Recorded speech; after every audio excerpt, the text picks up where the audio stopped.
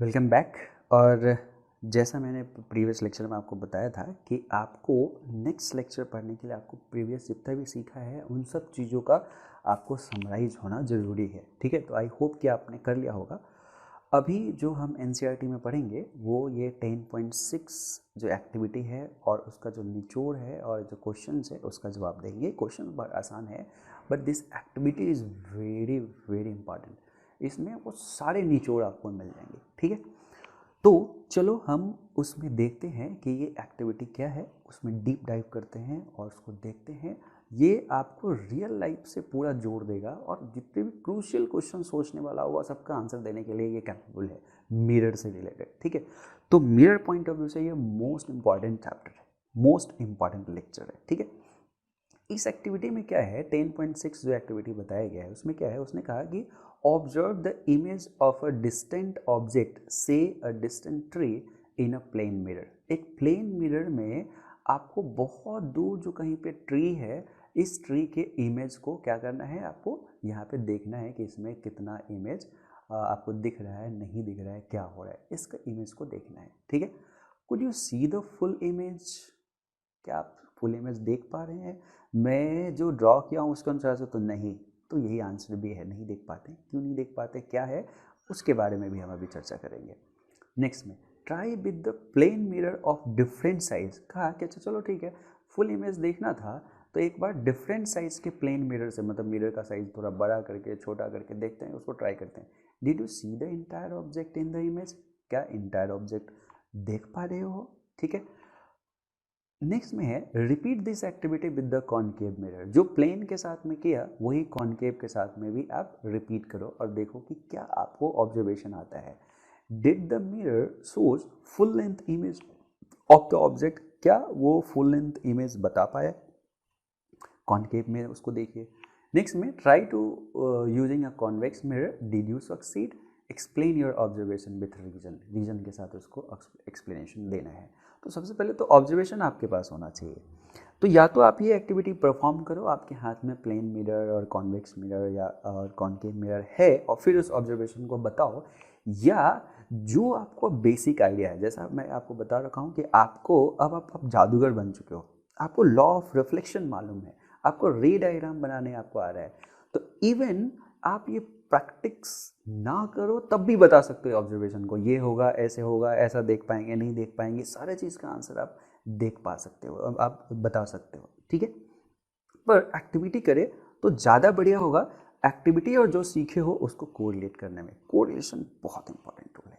ठीक है, तो सबसे पहले हम प्लेन मिरर पे चर्चा करते हैं कि प्लेन मिरर में आपने क्या देखा और क्या ऑब्जर्व किया है और वो प्लेन मिरर का यूज आप कैसे कर पाएंगे। ठीक है, आगे बाकी चीज़ों में। तो सबसे पहले फ्लैट जो प्लेन मिरर है उसके बारे में ही हम देखते हैं कि प्लेन मिरर में या फ्लैट मिरर में इमेज फॉर्मेशन कैसा हुआ है। मैं यहाँ पे 3 इमेज को यहाँ पे दिखा रहा हूँ। सबसे पहले आप देखो, एक प्लेन मिरर है और यहाँ पे रखा गया है। ठीक है, यहाँ पे रखा गया है और इसमें इमेज में एम्बुलेंस लिखा नज़र आया है, आ रहा है। लेकिन यहाँ पे आप देखोगे तो पेज पे जो हमने एम्बुलेंस लिखा है वो उल्टा लिखा है। जैसे ई जिस डायरेक्शन में होना चाहिए उसका अपोजिट, सी जैसे एन को अपोजिट ऐसे लिखा है हमने। लेटरल इन्वर्जन करके हमने यहाँ पे प्रिंट आउट करके रखा था, तो यहाँ पे वो सीधा दिख रहा है। ठीक है, जहाँ तक बात है साइज का, तो जो ए का साइज है वही साइज है। ठीक है, तो साइज में डिफरेंस नहीं आया है। ठीक है, और इमेज अंदर बन रहा है वो वर्चुअल है, साइज में डिफरेंस नहीं आ रहा है। ठीक है, लेटरल इन्वर्जन हो गया है, उल्टा सब चीज़, यहाँ उल्टा लिखा तो उसको सीधा कर दिया, यहाँ पे ये चीज़ हो चुका है। दूसरा देखिए, मैंने इसको इस डायरेक्शन में लिखा है, मतलब यहाँ पे जो वर्ड का मिरर से डिस्टेंस है और यहाँ जो डिस्टेंस है यहाँ पे मैंने ज़्यादा कर दिया। तो देखो यहाँ इमेज का डिस्टेंस भी ज़्यादा हो गया, यहाँ पे कम है। तो जितना फार है उतना ही फार अवे में हमें इमेज में मिल रहा है। एक पहला ऑब्जर्वेशन ये। लेटरल इन्वर्जन में आपको दिख रहा होगा कि जैसे आप इसको अपने अनुसार से, यदि राइट हैंड कहो कि ये मेरा राइट हैंड है, तो आप ये इमेज में यदि इस इमेज के अनुसार से आप बोलोगे तो आपका राइट हैंड कौन सा होगा? ये होगा। जब आप देखो आपके पास आँख यहाँ पे है, मुंह यहाँ पे है और यहाँ पे नहीं दिख रहा है क्योंकि अंदर में है, तो आपको जो राइट हैंड आपके लिए इस इमेज ने कहा वो इसको कह रहा होगा, जो कि लैटरल इन्वर्जन है। उसी चीज़ को हमने, दूसरा चीज़ आप देख रहे होगा सेम हाइट का है, जितना आपका इमेज है उतना ही हाइट का है, और डिस्टेंस वाइज आप देखोगे मिरर से आपका डिस्टेंस और इमेज का डिस्टेंस दोनों क्या है, बराबर अपियर हो रहा है और वर्चुअल है। ठीक है, तो इसमें क्लियर अनडिस्टॉर्टेड इमेज मिलता है, true. Reversed but right side up मतलब लैटरल इन्वर्जन मिलता है, मतलब ये रिवर्स होके मिल रहा है हमें, एम्बुलेंस उल्टा डायरेक्शन में, ये ऐसे ऐसे जो लिखा हुआ है वो उधर दिख रहा है। ठीक है, ए मैंने ऐसा लिखा है तो ए उधर दिख रहा है, एम मैंने ऐसा लिखा है तो एम उधर दिख रहा है ना, रिवर्स बट सीधा हो गया है, लेटरल इन्वर्जन भी हो गया उसका। ठीक है, तो इसका जस्ट अपोजिट में लेटरल इन्वर्जन भी हो गया है। तो ये पॉइंट्स अब क्लियर है। ठीक है, ये नेचर बाकी मिरर में भी लगभग कॉमन रहेगा, उसको भी ध्यान में रखना, कुछ कुछ जगह पे हटेगा उसको देखना, ये बहुत है। आपने कभी ध्यान दिया होगा कि एम्बुलेंस ऐसा क्यों लिखा रहता है? एम्बुलेंस जो आप देखोगे उस पर प्रिंट आउट ऐसा रहता है, ऐसा नहीं रहता, ताकि जो इमेज बने रियर जो फ्रंट मिरर होता है किसमें, व्हीकल्स में, उसमें सीधी बन जाए, इस वजह से वो उस पर प्रिंट आउट ऐसा लगाते हैं। ठीक है, नेक्स्ट में appears to be behind the mirror by same distance object in front of the mirror, ये जितना आगे ऑब्जेक्ट है उतना ही पीछे ऐसा अपीयर हो रहा है, क्योंकि वर्चुअल इमेज आपको सिर्फ अपीयर हो सकता है। ठीक है, कि उतना ही बिहाइंड है और वर्चुअल इमेज है। Size is same as the object, size same है। ठीक है, अब नेक्स्ट एक और पॉइंट इंपॉर्टेंट है कि in order to see full image of a person, एक पर्सन का पूरा इमेज यदि देखना है, the minimum size of the mirror should be 1/2 of the person height. जैसे देखो, यदि ये एक पर्सन है और इस मिरर में अपना पूरा इमेज देखना चाह रहा है, तो ये आई है उसका, इसको हेड भी दिखना चाहिए, इसको अपना टेल भी दिखना चाहिए, अपना पैर भी दिखना चाहिए। तो हेड से जो रे गई है यहाँ पे, ये रे रिफ्लेक्शन के बाद इसके आई पे आना चाहिए। ठीक है, तो हेड दिख जाएगा आपको, इसको दिखेगा कि ये यहाँ से आ रही है, वो दूसरी बात है। तो यहाँ पे इमेज हेड का आपको इमेज यहाँ पे दिखेगा। दूसरा, यदि फिट है तो फिट हमने इसमें जो मिरर का साइज है एकदम सबसे छोटा कर दिया है, तो यही पहला पोर्शन है जहाँ से रिफ्लेक्शन स्टार्ट हो सकता है। नीचे रहता तो यहाँ से भी रिफ्लेक्ट होता, तो सबसे मिनिमम हाइट पे जो एक रे ऐसे गया है, और वो भी जाना चाहिए इसके कहाँ पे, आई पे। ठीक है, तो जो वो भी उसके आई पे जाना चाहिए यहाँ पे। तो आपको दिख रहा है कि इसका इमेज यहाँ पे नज़र आएगा, क्योंकि इसको ऐप होगा कि यहाँ से आ रहा है, तो इसको अपना जो बॉटम पोर्शन है वो भी दिख गया, जो हेड पोर्शन है वो भी दिख गया, और मिरर का साइज ये mn रह गया। तो जो मैं थोड़ा सा ज्योमेट्री यदि हम लगाए तो आपको पता चल जाएगा कि पर्सन हाइट और इस हाइट में क्या और कितना का डिफरेंस है और क्या है। ये आप ट्रायंगल से लगा सकते हो कि यहाँ पे एक ट्रायंगल है।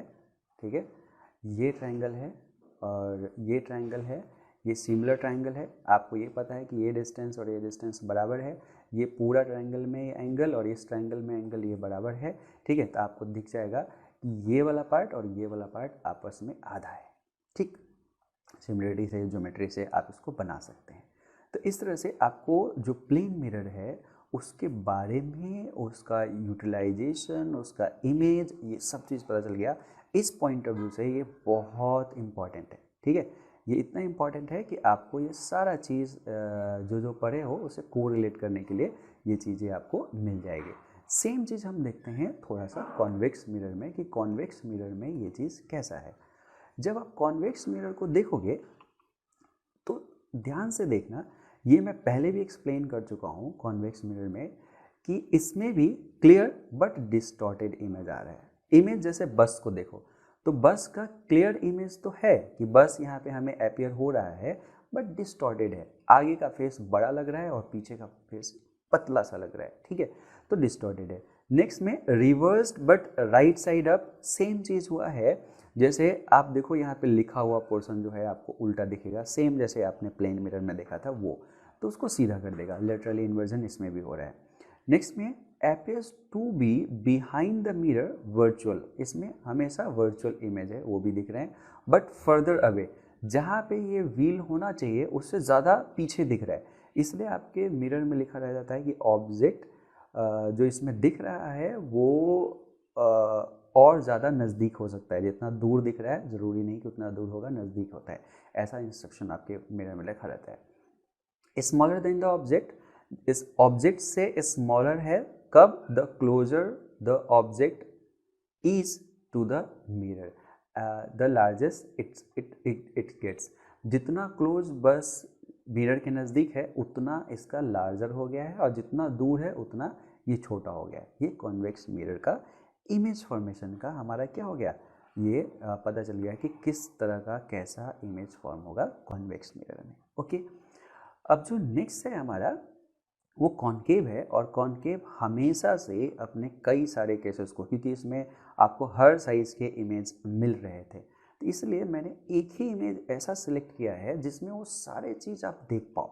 ठीक है, जैसे कॉन्केव मिरर में केस फर्स्ट लेते हैं कि जब ऑब्जेक्ट जो है is inside the focal point, मतलब ऑब्जेक्ट जो है वो मिरर के फोकल पॉइंट के अंदर में है। यहाँ पे ये जो गर्ल है इसको आप मान सकते हो कि ये कहाँ पे है, मिरर के फोकल पॉइंट के अंदर है, क्योंकि ये कॉन्केव मिरर है तो उसका फोकस बहुत नज़दीक में ही होगा, तो उसके अंदर में ये क्या है, ये गर्ल खड़ी है।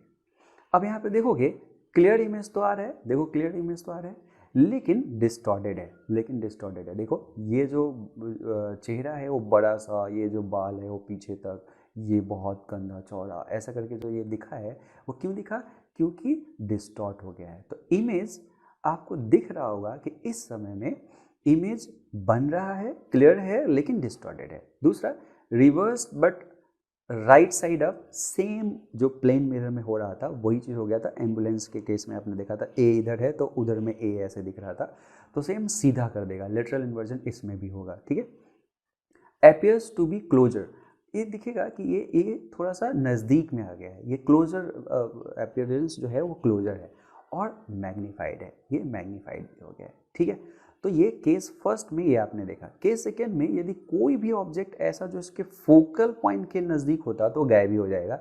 जैसे इसका हैंड आप थोड़ा सा देखो, लगभग यहाँ से गायब होने वाला है उसका इमेज, थोड़ा सा भी ये आगे पीछे करके फोकल पॉइंट पे ला दे तो ये हैंड गायब हो जाएगा। बाकी इमेज तो आ रहा है लेकिन इसका हाथ यहाँ से गायब हो जाएगा। तो जैसे ही हम फोकल पॉइंट पे कोई ऑब्जेक्ट को रखेंगे तो क्या होगा, इमेज जो होगा वो गायब हो जाएगा, नहीं बनेगा, एक्चुअली वो इनफाइनाइट पे बनेगा और वहाँ पे कुछ भी नहीं दिखेगा। ठीक है, तो फोकस पे रखेंगे तो हमें नहीं दिखेगा। केस थर्ड में where object is further away from the focal point, यदि फोकल पॉइंट से और दूर हो गया, ठीक है, लगभग यहाँ पे रफली इसी के आसपास हमें फोकल पॉइंट मिल रहा है। ठीक है, और पी जो होगा वो मिरर के अंदर में होगा, तो इस एप से हम अलग इसको रखे हैं, इस लड़के को रखा है। अब देखो जैसे ही वो अलग गया इसका इमेज उल्टा बन गया है। ठीक है, तो क्लियर है बट डिस्टॉर्टेड भी है क्लियर के साथ में, और रिवर्स हैंड अपसाइड डाउन हो गया है, उल्टा हो गया है ऐसे। ठीक है, अपसाइड जो हो गया है वो डाउन हो गया है।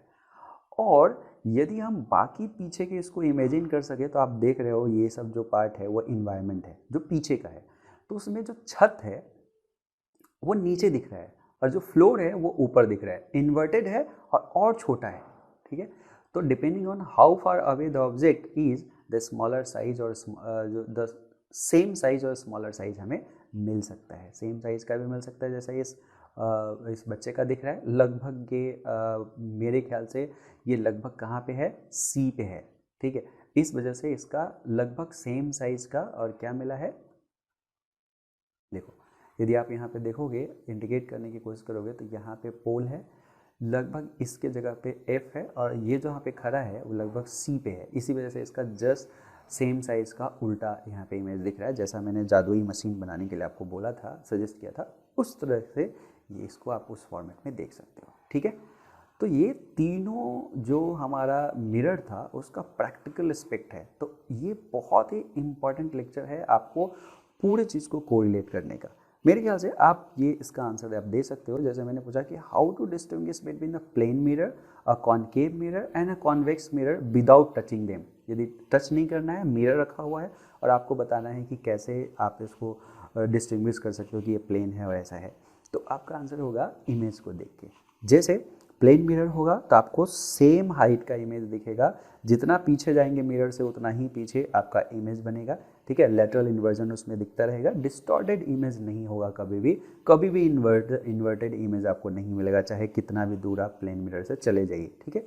और हाँ, आपको फुल इमेज देखना है तो कम से कम आपके हाइट का आधा हाइट का मिरर होना चाहिए। तो एक्टिविटी में जो क्वेश्चन पूछा गया था कि क्या आप डिस्टेंट ट्री को देख पा रहे हो, तो जब तक कि आपको उसके आधे हाइट का न मिल जाए मिरर तब तक नहीं देख पाओगे, कुछ ही पोर्शन को देख पाओगे प्लेन मिरर में, करेक्ट।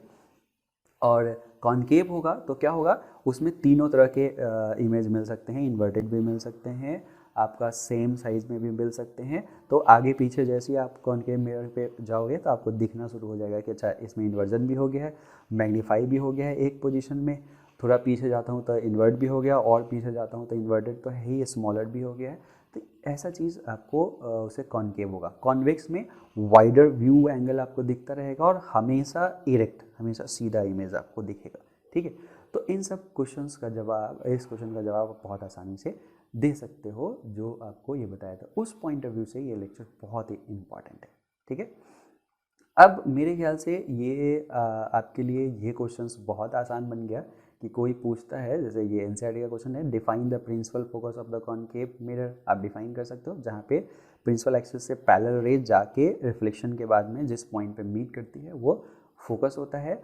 और इसको दोनों के रिस्पेक्ट में आपको लिखना पड़ेगा, कॉनकेव और कॉन्वेक्स दोनों, बहुत बार मैं आपको बता चुका हूँ, तो पीछे से आप उसको देख लीजिए। Radius of curvature of spherical mirror is 20 centimetre. यदि आर 20 सेंटीमीटर है, what is the focal length, तो हमें पता है कि जो 2 टाइम्स ऑफ फोकल लेंथ होता है वो आर होता है, तो आप डेफिनेटली फोकल लेंथ को r/2 लिख सकते हो, और r/2 कितना हो जाएगा, 20/2, 10 सेंटीमीटर का हो जाएगा। Name the mirror that can give an erect and enlarge image of an object. तो कौन ऐसा देखता है, इरेक्ट भी होना चाहिए और इनलार्ज भी होना चाहिए, वो कौन दे पाता है, सिर्फ और सिर्फ कॉनकेव दे पाता है, सिंगल एक कंडीशन में, जब आप उसके फोकस पॉइंट के अंदर में खड़े हो, ठीक है। Why do we prefer a convex mirror as a rear view mirror in a vehicle, पिछले हमने क्लास में इसका डिस्कशन कर रखा है कि उसमें वाइडर व्यू एंगल होता है, हमेशा इरेक्ट इमेज मिलता है और हमेशा वर्चुअल इमेज बनता है, जिसको हम प्रैक्टिकल यूज में ला सकते हैं। तो ये पोर्शन रहा आपके इस लेक्चर का। अभी हम फिर से नेक्स्ट लेक्चर में मिलते हैं। Thank you.